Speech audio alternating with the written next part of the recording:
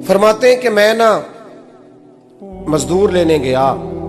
Baghdad के चौक में मजदूर बैठे होते थे, तो मेरी उन मजदूरों में से ना एक नौजवान बच्चे पे नजर पड़ी।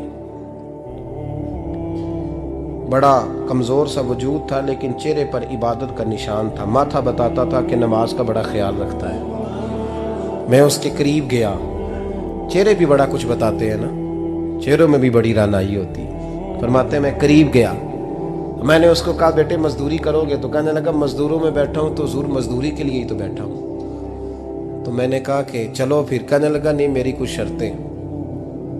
मैंने कहा बताओ। कहने लगा पहली शर्त यह है कि लोग 4 दिनार दिहाड़ी लेते हैं, मैं 3 दिनार लूँगा। मैंने कहा यार भाई तो बड़ी बेहतरीन है, बाकी भी इस तरह की रख ले। उसने कहा हुजूर दूसरी शर्त यह है कि मैं आपकी मुकम्मल बात मानूंगा, लेकिन जब अजान हो जाएगी फिर आपकी नहीं सुनूंगा।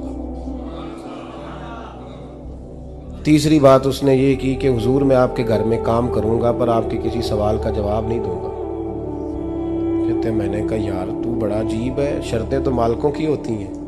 कहने लगा जी बहरहाल मैं शर्तें लगा के जाता हूँ। फरमाते हैं मैं उसे घर ले आया। काम मैंने उसको बताया तो जो काम मजदूर सारे दिन में करता है ना, उसने 2 घंटे में ही कर दिया। हमारे मजदूर सिगरेट पीने में भी तो आधा घंटा लगाते हैं, वो चाय पीने जाएं तो पौना घंटा। वहां उनको भी तो दयानतदारी करनी चाहिए कि नहीं करनी चाहिए? ने मुआहदा किया है ना जी, तो पूरा उतरना चाहिए ना।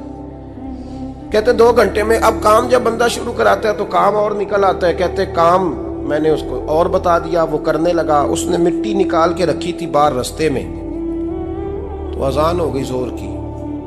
उसने वहीं कुदाल छोड़ी कही और चलने लगा। तो मेरा बेटा कहने लगा इसको जरा बराबर कर दो। कहने लगा चुप कर जा, तेरे बाप से बात हुई थी। जब अजान होती है तो मैं किसी और की नहीं सुनता, सिर्फ अल्लाह रसूल की सुनता हूँ। कहते हैं मस्जिद चला गया, नमाज पढ़ के आया तो दोपहर का वक्त था। मेरी बीबी कहने लगी इसको को खाना खा ले। कहते हमने कहा खाना खा लो। तो कहने लगा मैंने रोज़ा रखा हुआ, रमज़ान भी नहीं था, नफली रोज़ा रखा हुआ। फरमाते हैं शाम हुई, मैंने 3 दिनार दिए। तो मैंने कहा तेरा नाम क्या है? कहने लगा मैंने आपसे कहा था मैं किसी सवाल का जवाब नहीं दूंगा।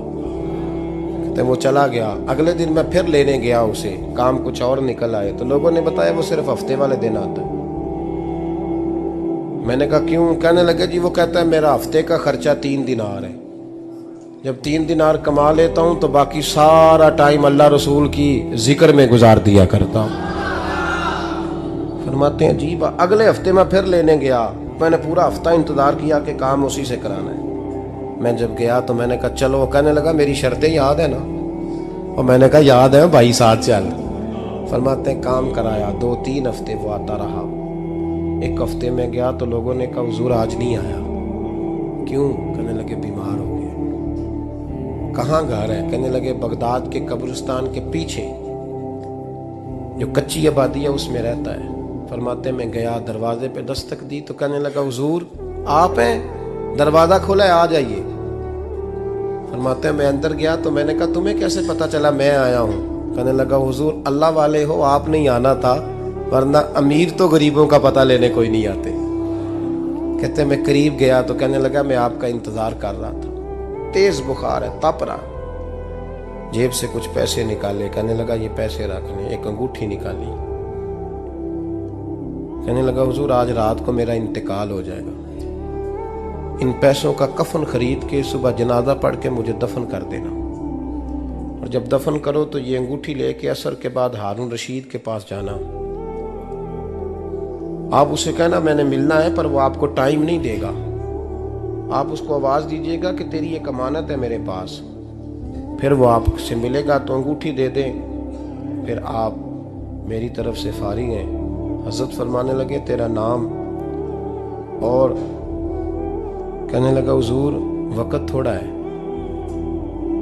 आज रात मैंने जाना है, बड़ी लंबी माफ़ी मांगनी है रब करीम से। अगर मुनासिब समझे तो मुझे अपने रब से तन्हाई कर दे दे। फरमाते हैं मैं आ गया, पर उसकी बातों ने मुझे सारी रात सोने नहीं दिया। फरमाते हैं सुबह बड़ी मुश्किल से सूरज निकला। मैं गया, दरवाजे पे हाथ रखा तो दरवाज़ा खुला हुआ था। अंदर दाखिल हुआ तो खुशबुएं मेरा इस्तकबाल कर रही थी।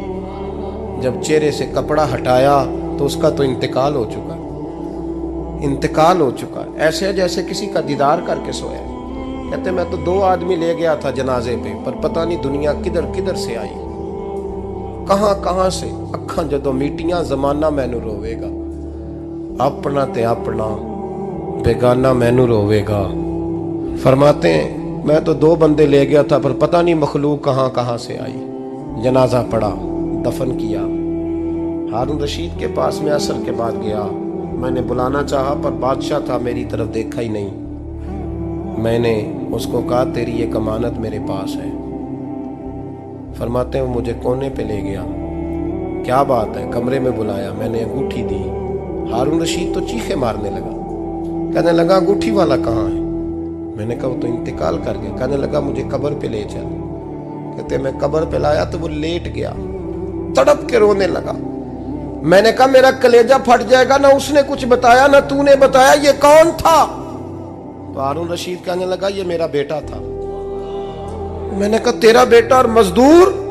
कहने लगा हुजूर ये हजरत दाऊद ताई के पास बैठा करता था, उनका मुरीद था, मुझे रोज कहता था अब्बा तूने बड़ी दुनिया इकट्ठी कर ली है, मरते वक्त तुझसे टांगे समेटी नहीं जाएंगी, इतना हिसाब नहीं तू दे सकेगा। मैं इसको समझा देता, इसकी अम्मा समझा देती। ये रोज हमें कहता छोड़ दो, आ जाओ अल्लाह रसूल की बारगाह में झुक जाएं, हम समझ। एक दिन ये चला गया, कहने लगा फिर तुम्हारा रास्ता और है और मेरा रास्ता और है। ये सोने की अंगूठी गलती से इसके पास रह गई, गलती से हीरे की अंगूठी चली गई। कहने लगा देखो मेरे बेटे ने आज वो भी वापस कर दी है। फिर तड़प के कहने लगा हारून रशीद था तो ये मेरा बेटा, पर मेरा मुर्शद निकला, मेरा पीर निकला। भाई जिंदगी तो बड़ी थोड़ी है ना। बाबा साहब ने कहा था उठ फरीदा सुत्या, और दाढ़ी आ गया ही पूर, अग्गा नेड़े आ गया, पिछा रह गया ही दूर। उठ फरीदा सुत्या खलकत वेखन जा, मते कोई मिल जाई बख्शिया ते तू ही बख्शिया जा। उठ फरीदा सुत्या झाड़ू दे मसीत, तू सुते रब जागदा, तेरी डाडे नाल परीत। मेरा रब हमें भी अपनी बारगाह में कबूल फरमा।